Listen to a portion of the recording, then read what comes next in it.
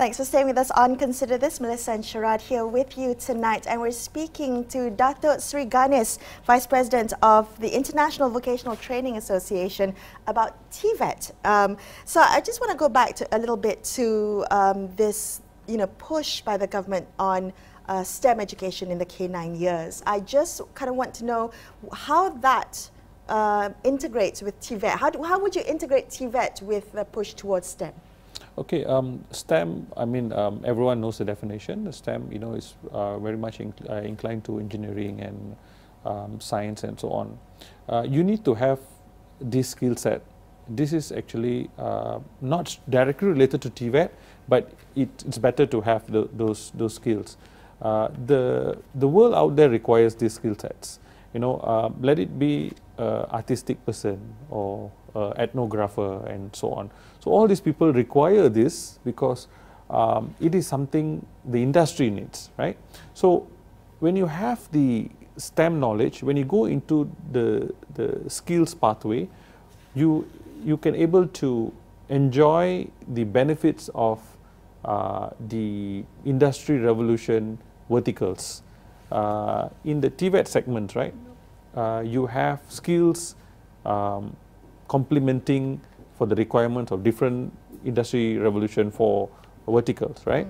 So if you don't have the entry-level skills, the innovators, the guys who actually fix things up, the guys who actually put things together, you don't have the entry-level skills, then I don't think you can dream of achieving the industry revolution 4.0. Right. It always will be a vision, but you will not go closer to them. It is a norm that when there is a buzzword like this, it become a bubble, so people go and look for this kind of programs to study and so on.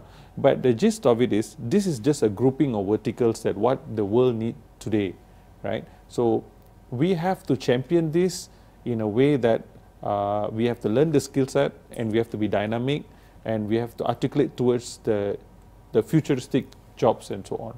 Yeah, I want to talk about the different kind of stakeholders that are often implied in a conversation like this. We have government that has control over certain educational institutions and the design of curriculum. Then you have industries that, and each industry might, in fact, or enterprise level organization might choose to actually have its own training system for the specific needs of that enterprise. And then you have parents and kids trying to decide, and based on the aptitude of the children. Not all children are made to be computer analysts or technicians, right? So how do we make sense of all these different stakeholders? How do we have a conversation that includes all of them? Because sometimes I wonder if the conversation is very abstract. It is very abstract most of the time. You see, when it comes to creating a syllabus or creating a modules and all that, we are actually relying on industries to co-create these programs, right?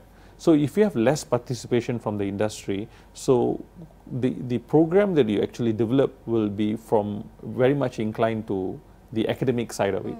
So when you do something very academic, very academic oriented, what will happen? The industry requires to retraining. So when you employ someone, they need to train somebody since you don't have the knowledge and so on. So you become less marketable, right? So this is where parents need to understand that they, apart from seeing all the big brands and getting caught up with all the advertisements and so on, they should look into the modules that have been delivered and who are delivering those modules and so on. Are these modules very much brand-centric or industry-centric?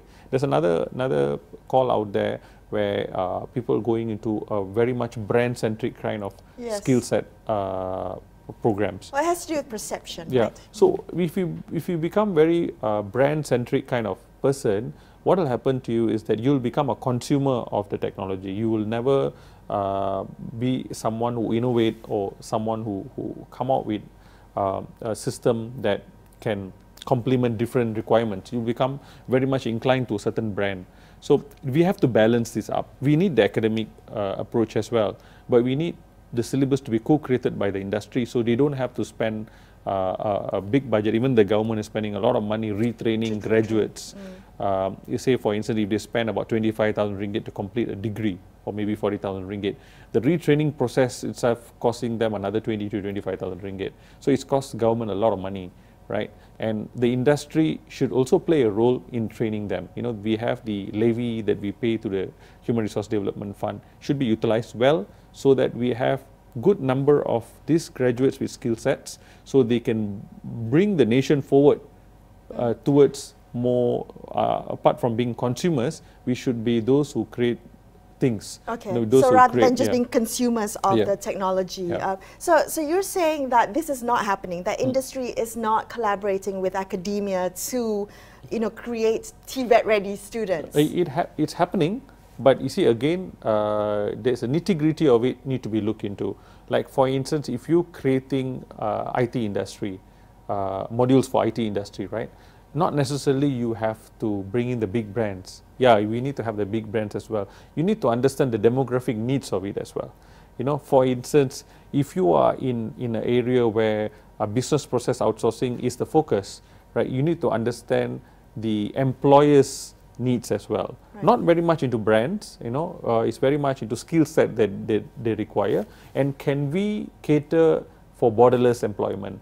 We shouldn't be worried when some companies close down here, or strategically they make some decision to move out from this country. So we should be someone who can be employed across the region. You know, so those kind of skill sets should be looked into. I wonder philosophically where you stand on this. Should education, at least primary and the basic foundational education, just be something that governments take care of and leave it to the free market to make decisions about where people go after that? That they can continue their post-secondary school education depending on their personal aptitude or industrial enterprise level needs. Does it all have to be coordinated? I mean, no. Or, I mean, what's your personal perception? I would say that it should be industry driven. It should be driven by the stakeholders out there. It's not, yeah, government's role is to put in the monitoring system, you know, to put the policies and things like that. They should not dictate, for instance, the duration of a program. You know, if the world out there is moving as we speak, right? We have countries who are already implementing nano degrees, nitro degrees, macro, you know. That sounds like a very short-term degree, like a weekend course. Okay, but when you say micro degrees and so on, it's accumulated by the skill set that they acquire over time, right? So maybe you pick up few skills here and there, it's endorsed well, then you put these things together and you get a degree. So if you put a when you step into a tertiary studies and you spend about 4 years into the education system without knowing what's happening outside in the outside world, you're actually trapped in a vacuum thinking that whatever happening in your school is what the world needs out there. So when you walk out with your robes and so on, you get your certificate out there, when you go there, you're jobless, or you are not, I would say, as per the market needs.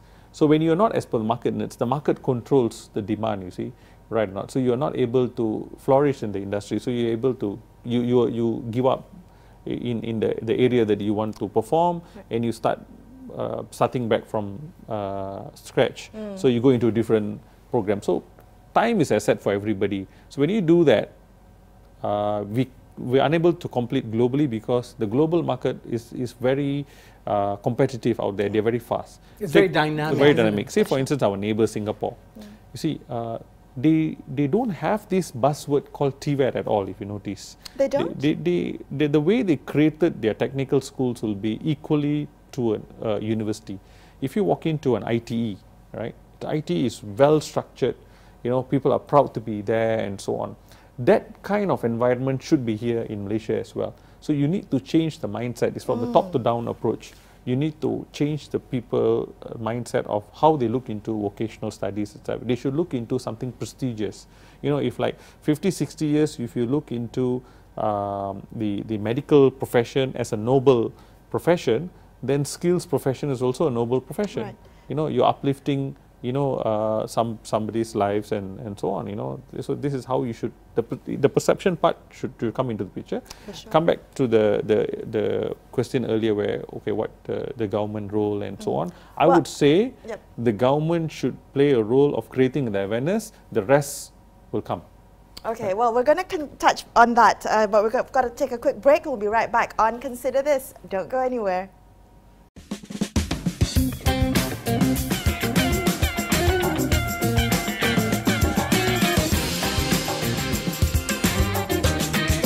Thank you.